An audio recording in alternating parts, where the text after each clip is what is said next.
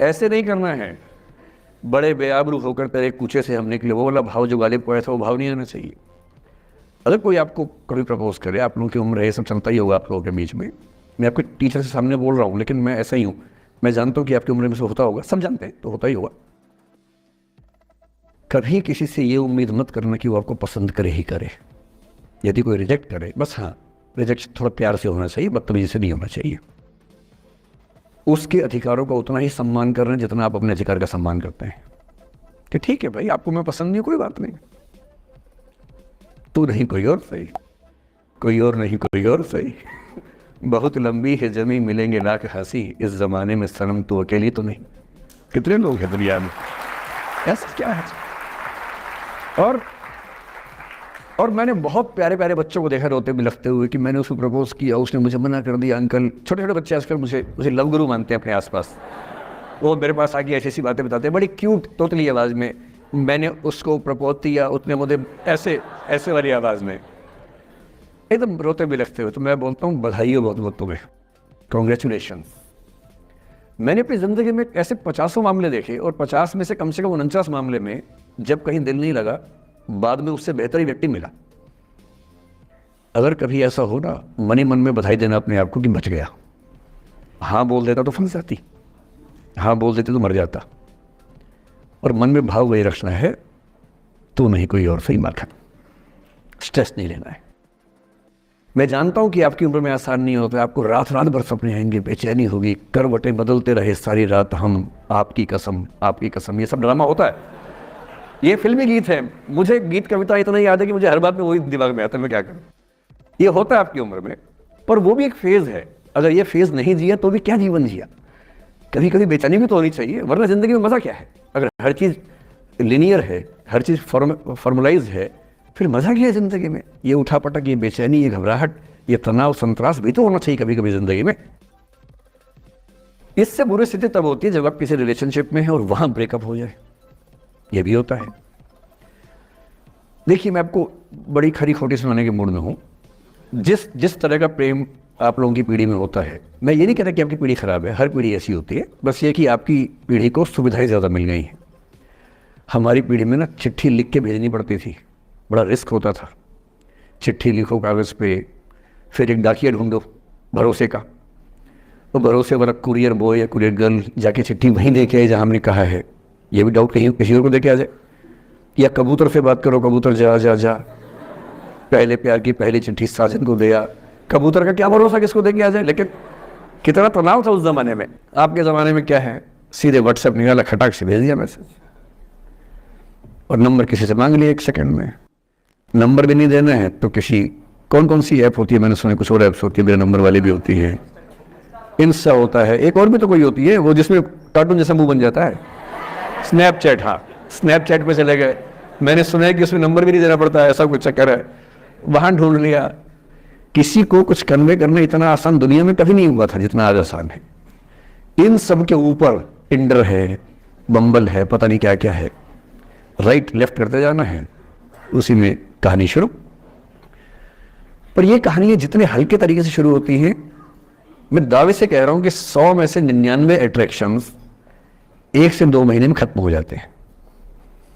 क्योंकि आप जिसके प्रति अट्रैक्टेड थे ना, वो तो उसका बाहर का परसोना था। जहां परिचय गहरा होता है, असलियत सामने आ जाती है, और जब असलियत सामने आती है, झेलना बड़ा मुश्किल होता है। आपके सपने टूट जाते हैं। आप जिस छवि पे दीवाने हुए थे, वो छवि तो सिर्फ छवि थी, वो तो इंसान नहीं था वैसा। 99% केसेस में मेरा ख्याल है कि अट्रैक्शन 1-2 महीने में समाप्त होता है। उसके बाद तो एक बोझ है जो आप ढो रहे हैं। कभी कभी होता है कि दोनों का खत्म हुआ तो बात आसान है, कभी कभी किसी एक का खत्म होता है, एक का नहीं होता है, वहां मामला मुश्किल हो जाता है। तो ऐसा हो सकता है आपके जीवन में कि दूसरा साथी आपका ये कहे कि भैया देखो, मैं तुम्हारे साथ कुछ महीने से हूं, पर मुझे अब अच्छा नहीं लग रहा, मैं ब्रेकअप करना चाहता हूं।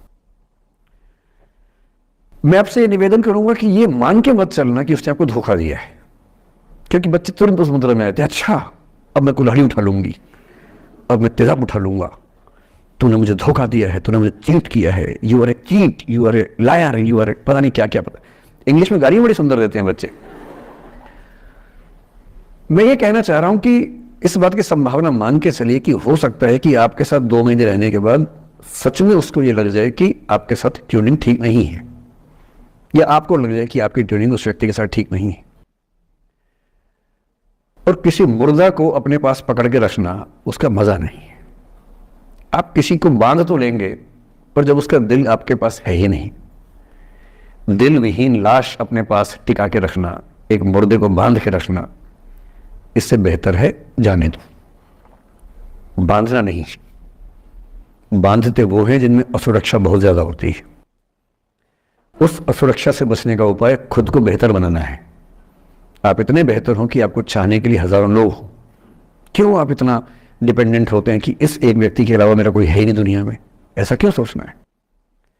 और ऐसे ही मामले में ये करना है वो अफसाना जिसे अंजाम तक लाना ना हो मुमकिन, उसे एक खूबसूरत मोड़ देकर छोड़ना अच्छा। और खूबसूरत मोड़ कैसे होगा? अगर कोई जाना चाह रहा है तो आपके पास 3 ऑप्शंस हैं। एक, ना उसको अच्छे से बात करे ना खराब से बात करे, न्यूट्रल होके जाने दे। एक, उसको धमकी दे, बर्बाद कर दूंगा, छोड़ूंगा नहीं, तो निकल के दे घर से, तेरे एड्रेस पता करवा लूंगा, मेरे साथ 50 दोस्त हैं, मेरे सारे आवारा हैं, सारे बेरोजगार हैं, सारे कुंठित लोग हैं, सारे गुंडे मवाली हैं, उनका धंधा यही है, तेरे पीछे छोड़ दूंगा सबको। एक ही तरीका है। और तीसरा ये कि ठीक है यार, ऑल द बेस्ट, जा सिमरन जा, जी ले अपनी जिंदगी। अरे ठीक है, हो सकता है मैं तुझे ठीक नहीं लगा, कोई बात नहीं, लेकिन किसी से मिलो तो बढ़िया से मिलना, तेरी जिंदगी अच्छी हो। मैं भी ढूंढ ही लूंगा किसी न किसी को, थोड़ी हेल्प कर दी हो, कहीं इंट्रो करवा दी हो मेरी भी, लेकिन ठीक है तू भी जा। ये होता है खूबसूरत मोड़ देकर छोड़ना अच्छा। चिपकू नहीं बनना है किसी के पीछे, ना बोरा जाना है कि तुम जाओ, मैं तो दीवाना, स्थाई दीवाना हूं तुम्हारा। कोई जब तुम्हारा हृदय तोड़ दे, तड़पता हुआ जब तुम्हें छोड़ दे, तब तुम मेरे पास आना प्रिय, मेरा दर खुला है, खुला ही रहेगा तुम्हारे लिए। वाह।